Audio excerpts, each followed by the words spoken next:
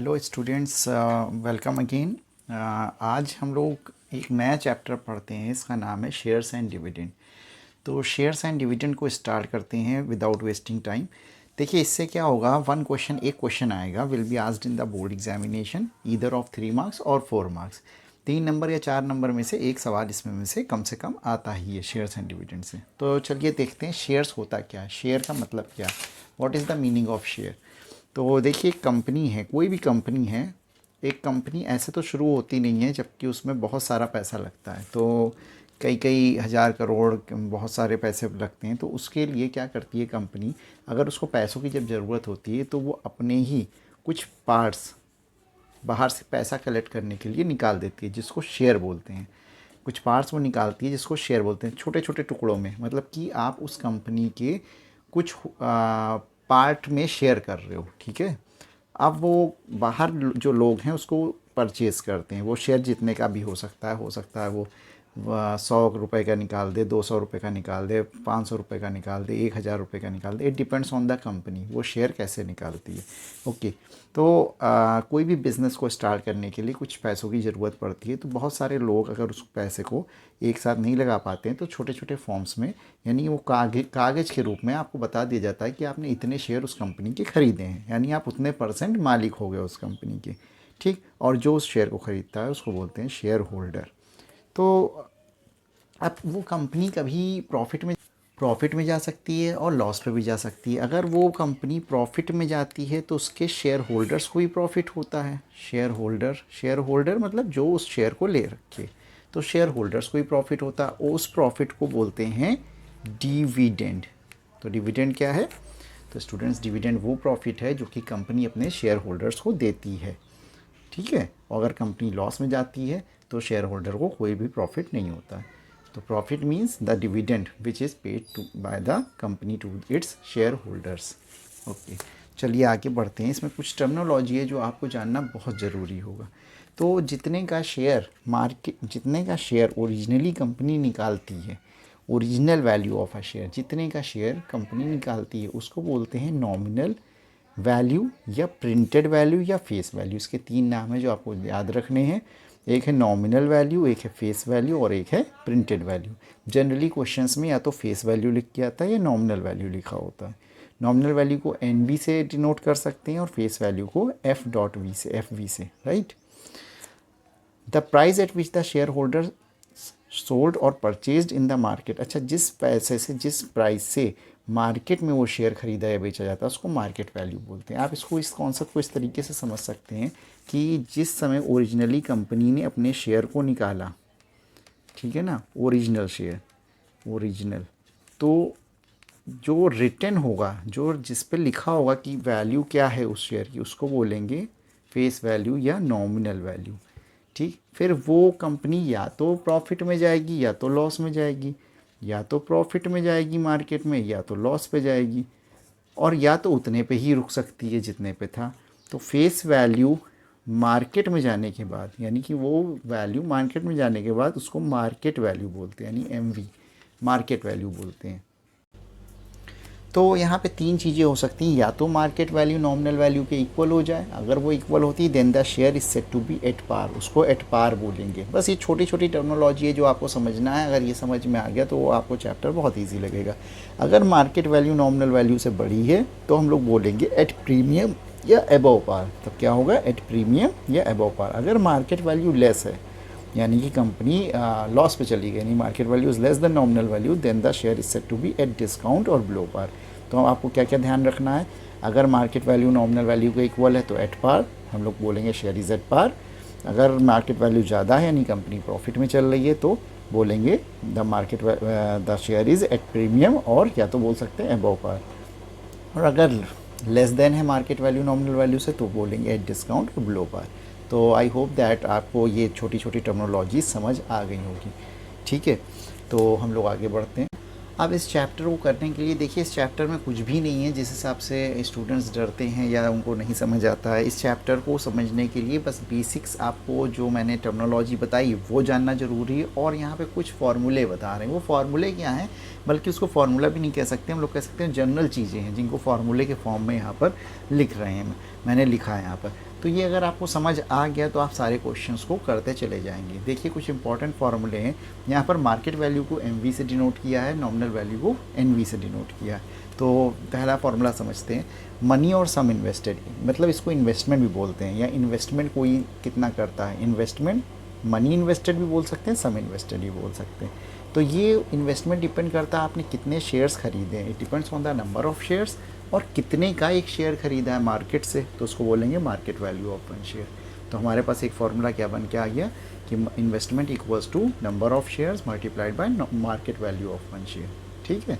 और अगर इसी को हम दूसरे फॉर्म में घुमा के भी फार्मूला लिख सकते हैं, अगर नंबर ऑफ शेयर्स लिखना हो तो मनी या इन्वेस्टमेंट, ठीक है, अपॉन ये नीचे चला जाएगा market value of one share. Clear है, बहुत सिंपल सी बात है।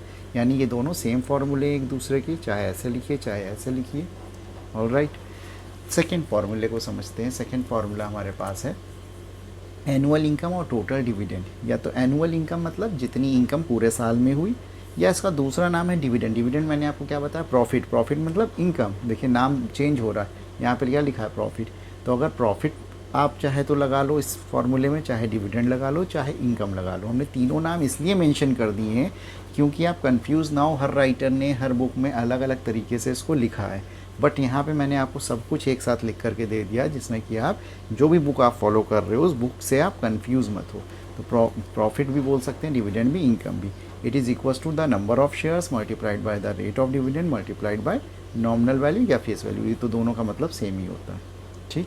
तो आप चाहे तो इस फार्मूले को भी याद रखना पड़ेगा आपको। अगर कहीं पे इनकम आपकी पूछी जाए तो number of shares multiplied by rate of dividend multiplied by the nominal value. And the next formula is percentage return. कितना परसेंट रिटर्न हुआ, इसका दूसरा नाम है रेट ऑफ रिटर्न या रेट ऑफ इंटरेस्ट ही पूछा जा सकता है। तो दिस इज़ आपकी इनकम अपॉन इन्वेस्टमेंट इन 200।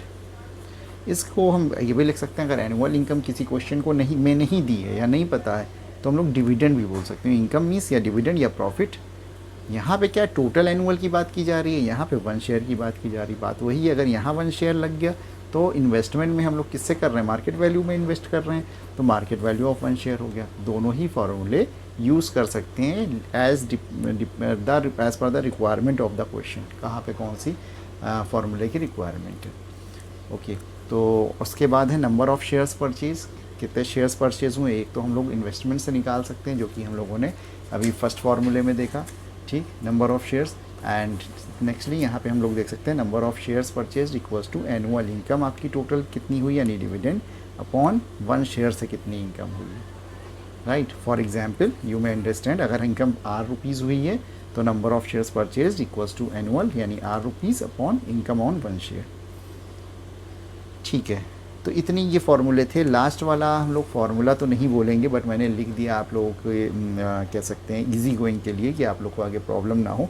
Cell proceeds. सेल प्रोसीड्स होता क्या है, इसको थोड़ा सा मैं बताना चाहूँगा। सेल प्रोसीड्स मीन्स अगर जैसे कि कोई भी इंसान ने मार्केट से शेयर ख़रीदे, ठीक, और वो शेयर अब वो सारे के सारे शेयर को सेल करना चाहता है, उसको प्रॉफिट हो गया तो सेल को उसने सारे के सारे शेयर को सेल करा दिया, तो सेल से कुछ पैसा आया, सेल प्रोसीड्स, कुछ पैसा मिलेगा उसको सेल करके उन सारे शेयर्स को। उसी पैसे को वो फिर मार्केट में लगा करके कुछ और शेयर्स खरीद ले, तो that is called the share proceeds. Share proceed हो गया, दोबारा शेयर को ले लिया, ठीक है। एक शेयर को बेच करके प्रॉफिट कमाया, उससे जो हमारी इनकम हुई उससे हमने शेयर्स खरीद लिए। तो चलिए इसको हम लोग और क्वेश्चंस में समझेंगे। चलिए हम लोग एक क्वेश्चन को लेते हैं यहाँ पर। A man invest ₹20,020, okay, 20020 in buying shares of nominal value ₹26। इसका मतलब क्या है, पहले आपको मतलब क्वेश्चन का समझना बहुत ज़रूरी है। इसमें बच्चे क्वेश्चंस का मीनिंग ही नहीं समझ पाते हैं।